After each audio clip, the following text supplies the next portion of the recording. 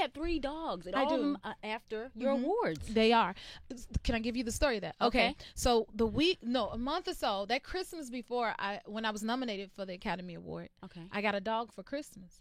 And I was like, what should I name this dog? And I said, you know what? I'm going to name it Oscar. And then a few months later, I won an Oscar. Okay. So I said, hold on, Oscar need a girlfriend. And I'm going to name it Grammy. So that summer, I got the dog Grammy, Okay. which was Oscar's girlfriend. And then that award season rolled around for the Grammys, and I won a Grammy. So any dog you get, you just name it with what you want. And it manifests. Okay.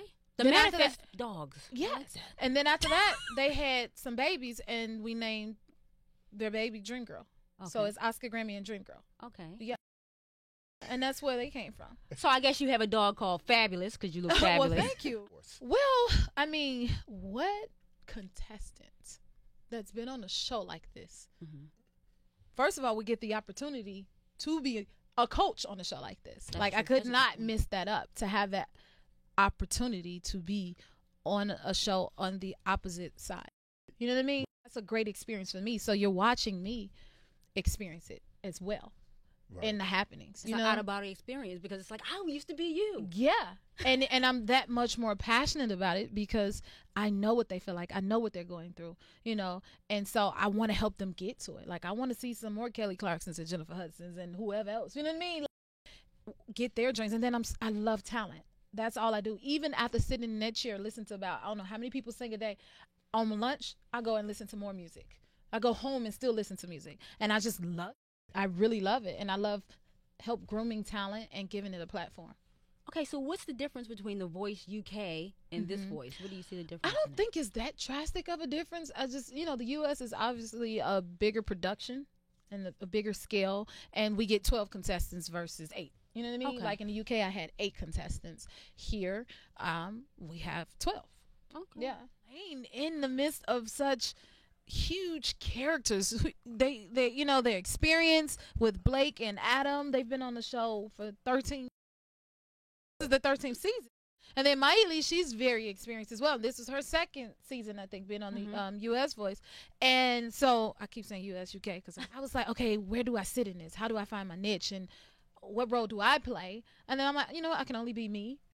Speak from my experience. And I think that's the coolest thing about a show like The Voice is that you have stars in their own right who have had their own journeys and way into the industry that you get to learn from and pull from. So it would be cheating the contestants by not being honest and telling our stories and using our stories and, to help them. There goes. At my rap party, and he came and auditioned for The Voice, and I had the same reaction. But again, that shows it's like a genuine reaction because I didn't see him.